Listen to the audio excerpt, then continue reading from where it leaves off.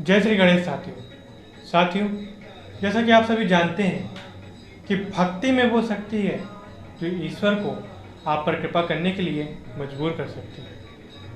ये कहानी है 1754 की सीकर के रूलियाणी ग्राम के निवासी लक्ष्मी राम जी पतोड़िया के सबसे छोटे पुत्र मोहनदास जी की। जी हाँ, ये कहानी है सालासर धाम की। मोहनदास जी बचपन से ही भक्ति भाव से परिपूर्ण थे। वह भगवान की भक्ति में ही हमेशा लीन रहते थे। उनकी बहन कानी का विवाह सालासर ग्राम में पंडित सुखराम जी के साथ हुआ। उनके सहयोग से उन्हें एकमात्र पुत्र उदय की प्राप्ति हुई। उदय के जन्म के कुछ समय पश्चात ही पंडित सुखराम जी ब्रह्म में लीन हो गए। अपनी बहन की सहायता के उद्देश्य से मोहनदास जी सालासर जाकर अपनी बहन के साथ रहने लगे। उनकी मेहनत से कानी के खेत सोना उगलने लगे। एक दिन दोनों मामा भांजे गड़ासा लेकर खेत में जा रहे थे।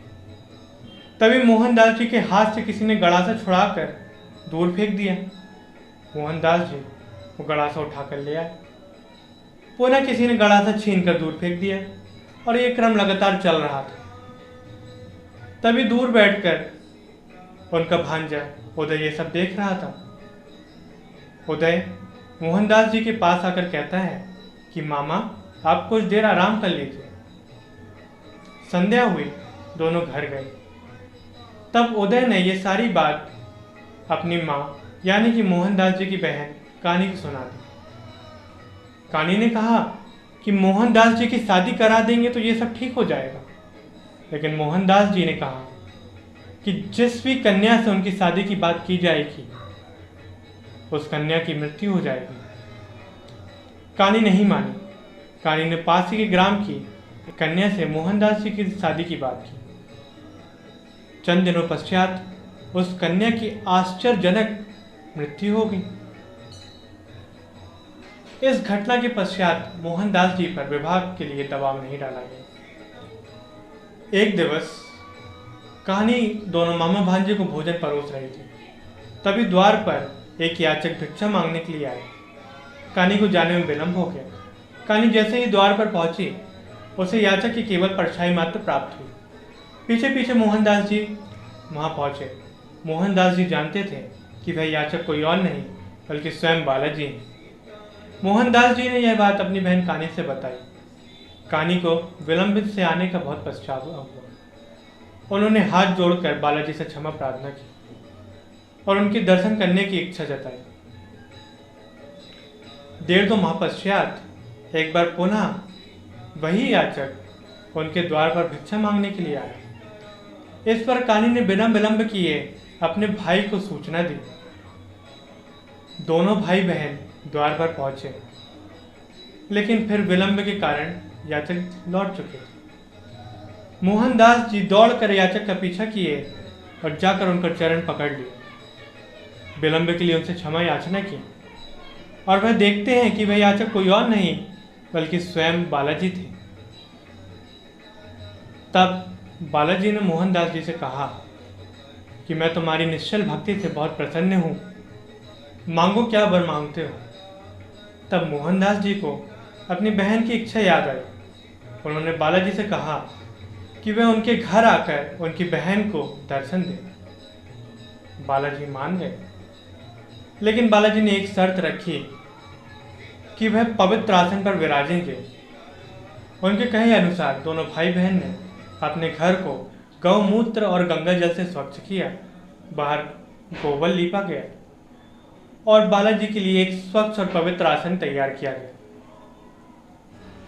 उस स्वच्छ आसन पर आकर बालाजी विराजमान हुए।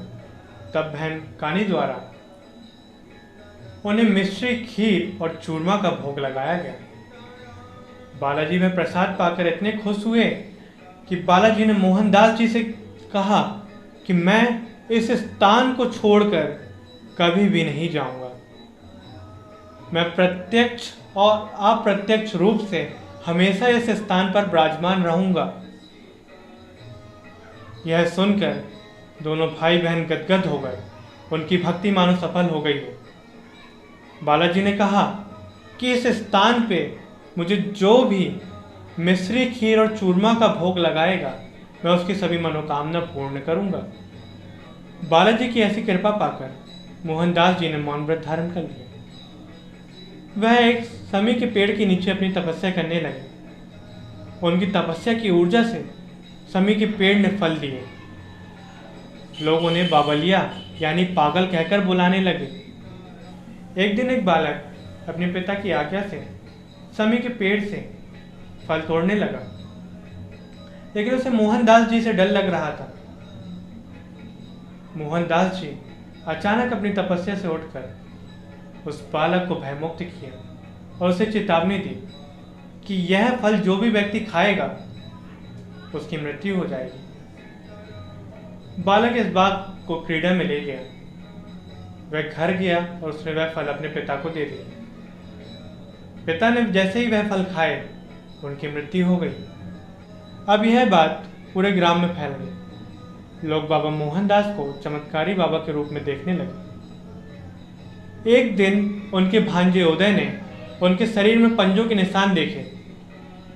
उसने अपने मामा से उसका कारण पूछा, लेकिन मोहनदास जी उसकी बात टाले।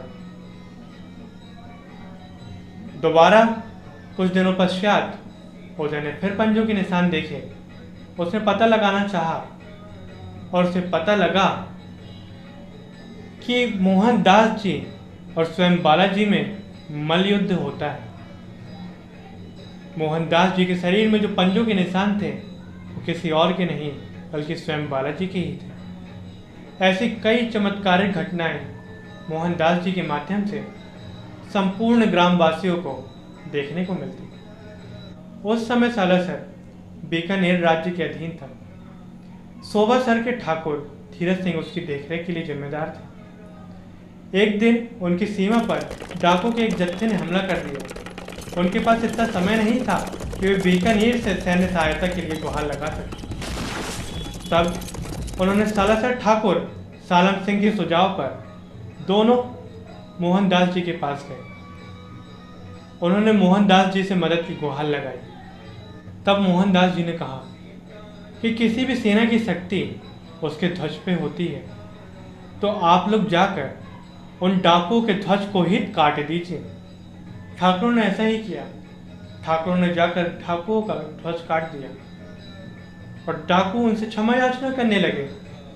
यह देखकर दोनों की भक्ति मोहनदास जी के प्रति और प्रबल हो गई। एक दिवस मोहनदास जी को भगवान बालाजी के मंदिर निर्माण की प्रेरणा हुई। इस मंदिर में सोबासर के ठाकुर धीरज सिंह और सालासर के ठाकुर सालम सिंह ने अहम भूमिका निभाई।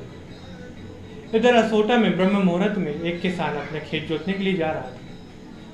खेत जोतते दौरान उसका कुदाल अचानक एक ठोस वस्तु पर आकर अटक गया। उस ठोस वस्तु को निकालते ही उसे कुछ मूर्तिनुमा आकार प्रतीत हुआ। उसने उस पर ज्यादा ध्यान न देते हुए पुनः अपना कार्य प्रारंभ कर दिया। तभी अचानक उसके पेट में तीव्र दर्द उठा। इत्तेफाक से उसी समय उसकी पत्नी उसके लिए भोजन लेकर आई थी। अपने पति की दयनीय स्थिति के बारे में पूछने पर उसके पति ने उसे सारी कहानी सुना दी। पत्नी बुद्धिमता थी। वह दौड़ कर गई और उस वस्तु को स्वच्छ करने पर वह पाती है कि वह हनुमान जी और उनके कंधों पर विराजमान राम जी और लक्ष्मण जी की प्रतिमा है। वह उन्हें एक पीपल के वृक्ष के नीचे सुंदर आसन देती है और उसे क्षमा याचना करती है। जैसे ही वह क्षमा याचना करती है वैसे ही उसके पति का दर्द ठीक हो जाता है। इस चमत्कार की बात पूरे गांव में फैल गई। तभी असोटा के ठाकुर ने आकर भगवान की पूजा अर्चना की और भगवान की प्रतिमा को अपने साथ अपनी हवेली ले गए। उसी रात स्वप्न में उसे भगवान बालाजी के दर्शन हुए और बालाजी की प्रेरणा से उसने दूसरे देवासी सुंदर बैलगाड़ी को सजाकर भगवान बालाजी की मूर्ति को स्थापित कर ढोल नगाड़ों के साथ उस प्रतिमा को सालासर ग्राम में जो मोहनदास जी ने मंदिर बनवाया था उस मंदिर की ओर अग्रसर कर दिया। 1754 में श्रावण मास के शुक्ल पक्ष की 9वीं तिथि दिन शनिवार को भगवान सालासर की प्रतिमा जो भगवान हनुमान जी और उनके कंधों पर विराजमान राम जी और लक्ष्मण जी उनकी पूर्ण विधि विधान के साथ स्थापना कर दी। श्रावण मास की द्वादशी के दिन मोहनदास जी भगवान की भक्ति में लीन हो गए और भगवान की आराधना करते करते उन्होंने अचेतन वश ही भगवान को चोला अर्पण कर दिया। और जैसे ही उन्होंने भगवान को चोला अर्पण किया तो पाते हैं कि भगवान हनुमान जी और उनके कंधों पर विराजमान राम जी और लक्ष्मण जी की प्रतिमा, उनकी आकृति ओझल हो गई और उनकी जगह दाढ़ी मूंछ वाले हनुमान जी अंकित हो गए। आज संपूर्ण भारतवर्ष में या कहें संपूर्ण विश्व में भगवान हनुमान जी की केवल एक ऐसी प्रतिमा है जिसमें दाढ़ी और मूंछ आपको देखने मिलेगी, वह कोई और नहीं, सालासर धाम की है। साथियों, इस कहानी से हमें यह सीख मिलती है कि भक्ति में वह शक्ति है जो भगवान को भी बांध सकती है। क्योंकि मोहनदास जी की भक्ति निश्चल थी, इसलिए बालाजी ने न केवल उन्हें अपने दर्शन दिए वरन उन्हें यह आशीष भी दिया कि वे उनके स्थान सालासर में सदैव विराजमान रहेंगे। आज किसी भी भक्त को अगर भगवान के सच्चे दर्शन करने हो या भगवान के दर्शन की सच्ची अनुभूति करनी हो तो उसे सालासर धाम जरूर जाना चाहिए। इसी के साथ आप सभी से आज्ञा चाहूँगा। जय श्री राम, जय हनुमान, जय हिंद, जय भारत।